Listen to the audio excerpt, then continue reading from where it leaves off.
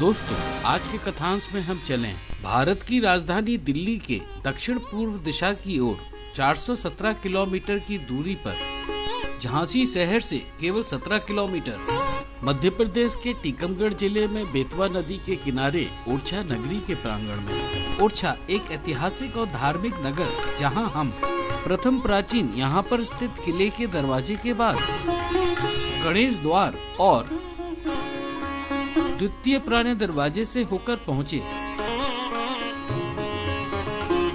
बेतवा नदी के घाट पर। ये नदी भारत के मध्य प्रदेश राज्य में बहने वाली भारत की यमुना नदी की सहायक नदी है, जो भोपाल से उत्तर पूर्वी दिशा में बहती हुई सांची, विदिशा और ओरछा आदि जिलों से होकर अपनी संपूर्ण लंबाई 480 किलोमीटर तय कर हमीरपुर के निकट यमुना नदी में मिल जाती है। मित्रों, राजा राम की पावन भूमि ओरछा में बेतवा नदी के घाट पर स्नान को सबसे अधिक पवित्र माना गया है। मान्यता है कि यदि कोई व्यक्ति सैकड़ों पाप करके भी यहाँ स्नान कर ले तो उसके सभी पाप धुल जाते हैं। दोस्तों, ओरछा को राजा राम का शहर भी कहा जाता है। दुनिया में ओरछा एक इकलौता शहर है जहाँ भगवान श्री राम को राजा का स्थान प्राप्त है और उन्हें यहाँ भगवान नहीं, राजा के रूप में पूजा जाता है। कहते हैं कि 461 साल पहले सन 1554 ईस्वी में ओरछा के तीसरे बुंदेले राजा मधुकर शाह की पत्नी रानी कुंवरी, जो भगवान श्री राम की परम भक्त थी, अयोध्या जाकर श्री राम जी को ओरछा लाने का निर्णय कर लिया और जाने से पहले रानी कुंवरी ने राम जी के लिए चतुर्भुज मंदिर, जो आपके सामने है, का निर्माण आरंभ करवा दिया और अयोध्या पहुंचकर सरयू नदी के लक्ष्मण घाट पर श्री राम जी की तपस्या आरंभ कर दी। भगवान राम रानी की तपस्या से प्रसन्न होकर बाल रूप में रानी की गोद में आकर बैठ गए। रानी ने राम जी को बाल रूप में पहचान लिया और ओरछा चलने का आग्रह किया। तभी बाल रूप राम ने रानी के सामने 3 शर्तें रखी। पहली शर्त थी, ओरछा में वे जहाँ बैठ जाएंगे वहाँ से नहीं उठेंगे। दूसरी शर्त, ओरछा का राजपाट उन्हें देना होगा, जिसका अर्थ था कि ओरछा का राजा उनके पति नहीं, वे स्वयं होंगे। तीसरी शर्त, वे पूर्ण नक्षत्र में वहां जाएंगे। रानी ने तीनों शर्त मान ली और राम जी को बाल रूप में ओरछा ले आई। चतुर्भुज मंदिर का निर्माण अधूरा होने के कारण ओरछा आकर रानी ने बाल रूप भगवान राम जी को अपने वास महल में ही अस्थायी रूप से ठहरा दिया। कहते हैं कि जैसे ही बाल रूप भगवान को जमीन पर रखा तो वे बाल रूप भगवान मूर्ति में बदल गए और वहाँ से वे अपनी पहली शर्त के अनुसार न हिले। दोस्तों, उसी दिन से राजा रानी के महल में अयोध्या के रामलला ओरछा के राजा राम बनकर विराजमान है और उसी समय से ओरछा का राज्य संचालन राम जी के नाम से ही चलने लगा। कहते हैं ओरछा में राम जी दिन में वास करते हैं और रात्रि की आरती व मंदिर के पट बंद हो जाने के बाद सोने के लिए हनुमान जी के साथ अयोध्या लौट जाते हैं। दोस्तों, ओरछा का ये ऐतिहासिक बुंदेला रियासत का क्षेत्र, जो अतुलनीय भारत के दिल मध्य प्रदेश में प्रतिष्ठित है, यहाँ अतीत में अछूत यानी वर्जन प्राकृतिक सुंदरता के बीच घने जंगल हुआ करते थे और बहती थी ये बेतवा नदी। तब 514 साल पूर्व यानी 1501 ईस्वी में बुंदेल वंश के महाराज रुद्र प्रताप सिंह ने इस इलाके को नाम दिया ओरछा और उचित प्राकृतिक संरक्षण होने के कारण आधारशिला रखी बेतवा नदी पर स्थित पहाड़ी टापू पर सामने इस किले की। हाँ, यहीं से ओरछा के शासकों का युग महाराज रुद्र प्रताप सिंह द्वारा आरंभ होता है। ओरछा के इस नए युग से पहले सन 1531 तक बुंदेलों की राजधानी यहाँ से दक्षिण पश्चिम 70 किलोमीटर दूर टीकमगढ़ के पास गढ़कुंडर में हुआ करती थी। मित्रों, अगर हम इतिहास के पन्नों को पलट कर देखें तो बुंदेलों का अस्तित्व ऐतिहासिक खजुराहो के निर्माणकर्ता राजपूत राजवंश के गुर्जर प्रतिहार साम्राज्य की उपशाखा यानी ऑफशूट चंदेलों से जुड़ा हुआ है। आइए दोस्तों, हम चलें बुंदेला महाराज रुद्र प्रताप सिंह के हाथों स्थापित दुर्ग के अंदर। किले के अंदर प्रवेश करते ही हम पहुँचे 480 वर्ष पुराने राजमहल के प्रांगण में।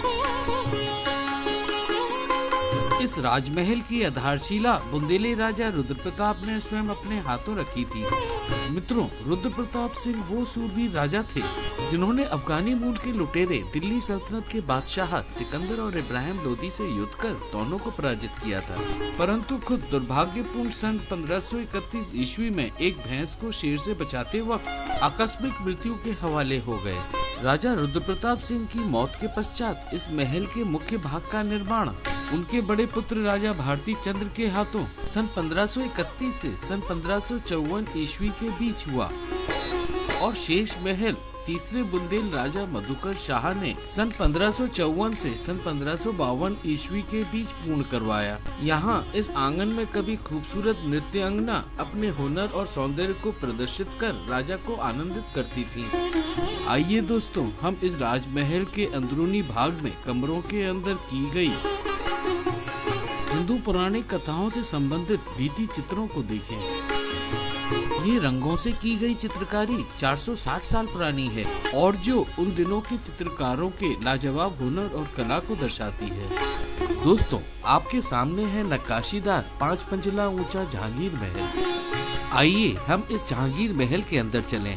ये भव्य जहांगीर महल बुंदेला वास्तुकारों के हिंदू और इस्लामिक वास्तुकारी का जीता जागता उत्कृष्ट उदाहरण है, जो उन दिनों की राजपूत शासकों के मुगलों के साथ कूटनैतिक मैत्री को उजागर करता है। मित्रों, राजा मधुकर शाह ने अकबर के शासन काल में अकबर के विद्रोही पुत्र जहांगीर के साथ मिलकर अकबर के विद्वान दरबारी अब्दुल फजल की हत्या करवा दी और अकबर की फौज को पराजित किया था।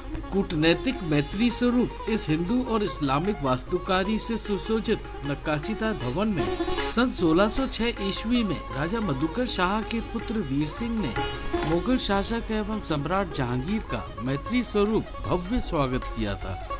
सामने बने चबूतरे पर खड़े होकर सम्राट जहांगीर और राजा वीर सिंह ने आम जनता को संबोधित किया था। यहाँ पर से ही जहांगीर ने राजा वीर सिंह को संपूर्ण बुंदेलखंड के राजा की पदवी से नवाजा था।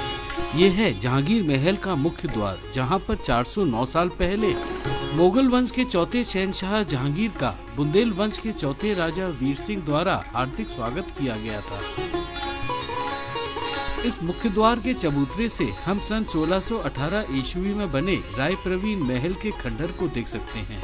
यशस्वी गायकार और नर्तकी राय प्रवीण एक बेहद सुंदर ओरछा के राज दरबार की शान थी, जिसकी चर्चा उन दिनों मुगलिया दरबार में भी हुआ करती थी।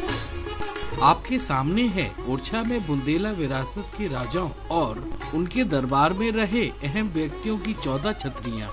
दोस्तों, छतरी व्यापक रूप से अंत्येष्टि के क्रियास्थल पर बने गुंबद के आकार का मंडप होता है। ओरछा में इन छतरियों की विशेषता है कि इन पर अति उत्तम हिंदू और इस्लामिक वास्तुकारी का मिश्रण देखा जा सकता है। आपके सामने अधूरी बनी छतरी यानी समाधि राजा वीर सिंह की है, जिनके शासनकाल में ये शहर अपनी वास्तु उपलब्धियों के साथ राजनीतिक शक्ति की ऊंचाई पर पहुंच गया था। बाकी छतरियां भारती चंद, मधुकर शाह, पहाड़ सिंह इत्यादि महापुरुषों की हैं।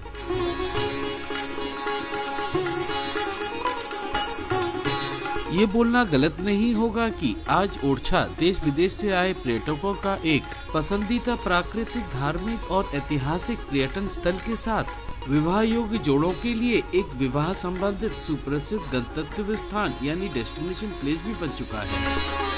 दोस्तों, ओरछा में अतुलनीय भारत की सांस्कृतिक और अतीत के भूले बिखरे ऐतिहासिक विरासत के लम्हों को पुनरीक्षित कर यानी रिवाइज कर हम आज इस ओरछा के मुक्तसर दौरे का समापन करते हैं।